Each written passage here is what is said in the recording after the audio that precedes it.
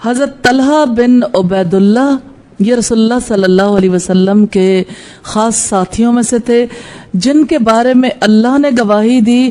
موسیٰ بن طلحہ سے روایت ہے، انہوں نے کہا ہم معاویہ کے پاس تھے جب انہوں نے کہا کہ میں گواہی دیتا ہوں کہ میں نے رسول اللہ سے سنا ہے. وہ فرماتے تھے طلحہ ان لوگوں میں سے ہیں جن کے حق میں اللہ تعالیٰ فرماتے ہیں من قضا نحبہ، یعنی جس نے اپنا کام پورا کر دیا. ابن ماجہ کی روایت ہے 125، 26 اور 27، یعنی اپنا عہد جس نے پورا کر دیا. طلحہ ان لوگوں میں سے ہیں جنہوں نے اپنا عہد پورا کیا. موسیٰ بن طلحہ فرماتے ہیں کہ میں حضرت معاویہ کے پاس گیا تو انہوں نے فرمایا کیا میں تجھے خوشخبری نہ دوں، میں نے رسول اللہ سے سنا. آپ نے فرمایا طلحہ ان لوگوں میں سے ہے جنہوں نے اپنا عہد پورا کیا. ترمذی کی روایت ہے 3741 نمبر پر. حضرت طلحہ فرماتے ہیں کہ صحابہ کرام نے ایک جاہل بدوی سے کہا کہ تم رسول اللہ سے سوال کرو کہ وہ کون شخص ہے جس نے اپنا عہد پورا کیا. صحابہ کرام تعظیم اور ہیبت کی بنا پر براہ راست رسول اللہ سے سوال نہیں کرتے تھے، چنانچہ بدو نے آپ سے سوال کیا تو آپ نے اس سے اعراض کیا، یعنی جواب نہیں دینا چاہتے تھے. پھر اس نے سوال کیا، آپ نے پھر اعراض کیا. پھر میں اچانک مسجد کے دروازے سے آیا اور مجھ پر سبز رنگ کا لباس تھا. جب رسول اللہ نے مجھے دیکھا تو فرمایا وہ سائل کہاں ہے جس نے یہ سوال کیا تھا، وہ کون ہے جس نے وعدہ پورا کیا ہے؟ عربی کہنے لگا اللہ کے رسول میں ہوں. فرمایا یہ وہ شخص ہے جس نے وعدہ پورا کیا ہے، یعنی جب وعدہ کرتا ہے وعدہ پورا کرتا ہے. ترمذی کی روایت ہے 3742 نمبر پر. طلحہ اللہ کی راہ میں جنگوں میں شریک ہونے والے تھے. ابو عثمان نے بیان کیا کہ بعض ان جنگوں میں جن میں رسول اللہ خود شریک ہوئے تھے، احد کی جنگ میں طلحہ اور سعد کے سوا کوئی اور باقی نہیں رہا تھا. صحیح بخاری کی روایت ہے 3722 اور 23 نمبر پر. صحیح مسلم کی روایت ہے 6242 نمبر پر. اللہ کی راہ میں زخم کھانے والے قیس بن ابی حازم نے کہا کہ میں نے حضرت طلحہ کا وہ ہاتھ دیکھا ہے جس سے انہوں نے رسول اللہ کی جنگ احد میں حفاظت کی تھی، وہ بالکل بیکار ہو چکا تھا. صحیح بخاری کی روایت ہے 3724 نمبر پر. حضرت طلحہ کے بارے میں ہمیں غزوہ احد کے حوالے سے یہ روایت ملتی ہے کہ یہ رسول اللہ کے پاس اس وقت پہنچے جب میدان احد میں رسول اللہ تنہا رہ گئے تھے.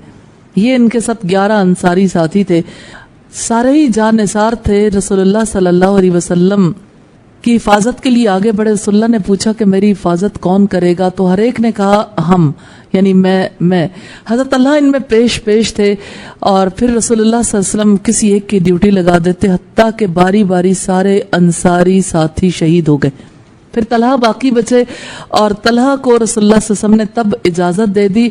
حضرت طلحہ نے تلوار اٹھائی اور تلوار جو ہی اٹھائی دشمن کا وار ان کی انگلیوں پر ہوا اور ان کی انگلیاں کٹ گئیں. تو حضرت اللہ نے اس موقع پر کہا تھا اوہ، یعنی جیسے تکلیف کی وجہ سے انسان کی زبان سے نکلتا ہے. تو آپ صلی اللہ علیہ وسلم نے فرمایا طلحہ اگر تم بسم اللہ کہہ